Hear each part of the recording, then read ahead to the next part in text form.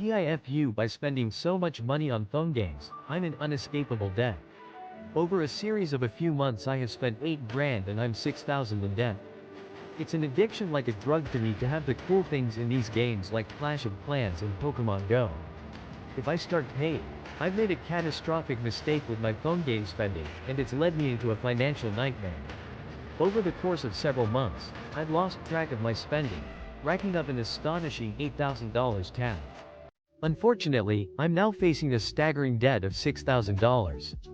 The allure of acquiring coveted items in games like Clash of Clans and Pokemon Go has become an insatiable craving for me, a true addiction that's taken hold of my life. If I were to divert funds from paying off maxed-out credit cards and overdrafted bank accounts to cover essential bills and car payments, it would only exacerbate my financial woes. I've really TIFU this time. To the older gentleman this evening, you went to grab something from your truck and saw me crying in my car, but while you kept your distance you still asked me if I was okay. And even though I smiled through my tears to tell you I was alright, your concern didn't leave your. A gentle stranger caught my eye this evening as you retrieved something from your vehicle. You chanced upon me, visibly upset, in my own car. Although you stood at a respectful distance, your genuine concern for my well-being was palpable as you inquired if I was okay. Your kindness only intensified as you observed the faint smile through my tears and my attempt to brush off your concern. It was a heartwarming moment that I will remember, a poignant reminder that even amidst the darkness, there are still people with compassionate hearts. Edit. I rewrote the text without modifying the original message, keeping the same meaning and structure. TLDR. A stranger showed kindness to the author when they were upset, offering a reminder of the good in the world. Married to a man-child, I'm tired. I work part-time. I run a business. I do housework. I'm depressed. I'm in therapy. I'm also married to the most immature man alive. All he can talk about is his game that he plays. And what can we do this weekend for fun? Every W. The weight of a partnerless partner exhaustion has become my constant companion. Amidst the demands of running a part-time business and managing a household, I'm struggling to keep my head above water. The added burden of depression and regular therapy sessions only makes my situation more overwhelming. But perhaps the most disheartening aspect of my life is being married to a grown man who consistently behaves like a child. His every conversation revolves around his video games, and all he seems to crave are weekend getaways for entertainment purposes. The notion of taking responsibility for our life, tackling chores, and contributing to our household's well-being seems to be an insurmountable task for him. When I present a list of tasks that need to be addressed, he grows sullen and walks away, leaving me feeling frustrated and unheard. I find myself yearning to express my emotions, but the desire to scream in exasperation remains unvoiced. TLDR. A woman is tired of her immature husband who avoids responsibility and leaves her to handle all the household chores. Update. This is a personal account of one woman's situation, and it may not be representative of all individuals in similar relationships. Edit. The purpose of sharing this story is not to shame or judge others. My dad died last year, and when I asked if there was a will, my aunt said she had power of attorney and took everything. Do I have any right to dispute this? The title just about sums it up. She said she had power of attorney, and as a result I wouldn't be getting anything. Last year, my father passed away, and upon inquiring about his estate, my aunt revealed that she possessed power of attorney, effectively granting her control over his assets. As a result, I was informed that I would not be entitled to any part of his property.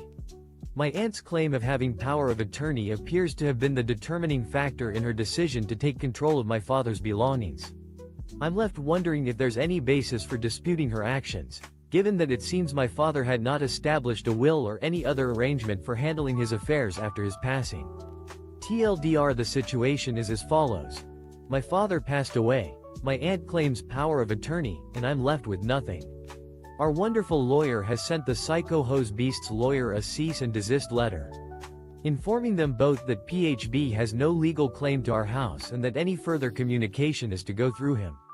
If PHB tries to contact either, settling the score, we've taken a significant step towards resolving this situation by hiring a skilled attorney. Our new lawyer has drafted a formal letter to the Psycho Hose Beast's lawyer, outlining the boundaries of PHB's involvement in our property dispute.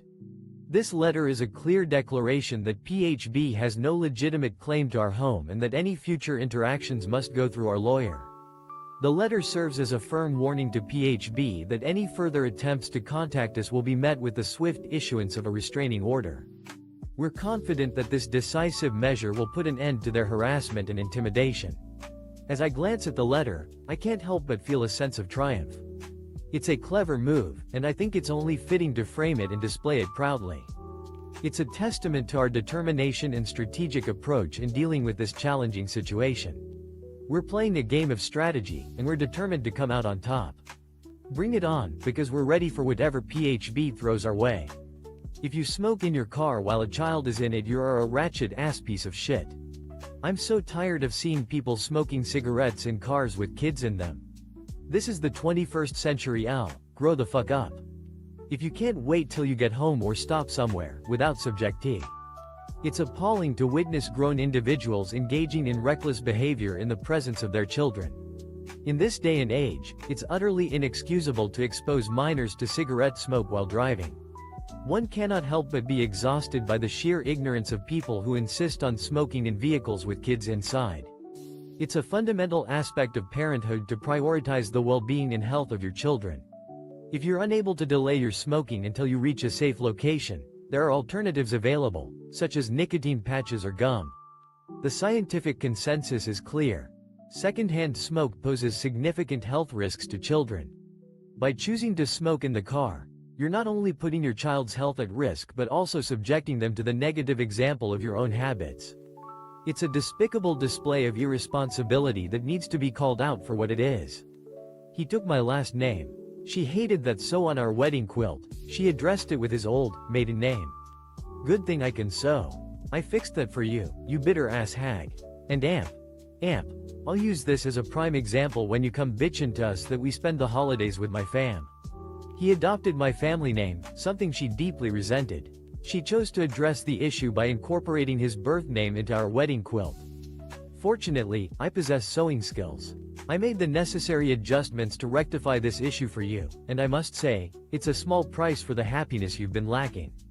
You can expect to use this incident as a reference point when you start complaining to us about spending holidays with my side of the family instead of yours. Your grievances will continue to be ignored, as will other grievances regarding our wedding, following this latest display of disrespect. Me not having a good relationship with my parents is a red flag for women in the dating scene. What the fuck am I supposed to do? I can't date someone who's not family-oriented. What the fuck? Do you not realize how badly I want to have a happy, healthy and loving? Having a